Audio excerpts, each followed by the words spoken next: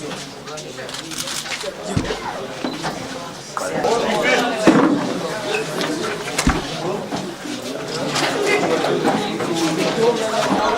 really a source of incredible concern to me that when we organise something like this and we've arranged it, that the police can't even get their act together to do a simple search and seizure operation. If they can't do that, how safe can we feel?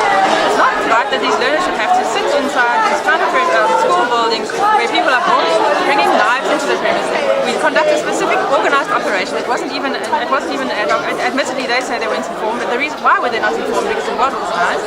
And I will certainly be making inquiries as to what happened. I'm very concerned, and I'm extremely concerned about the lack of support we're getting from police in ensuring that our learners are safe. I know that the Western Cape, we have a lot of under-resourcing of police.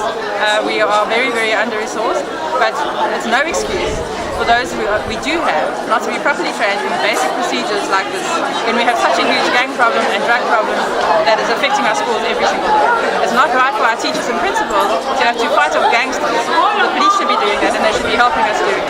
And when we organise something like this and they can't even get it right then, what's happening the rest of the day?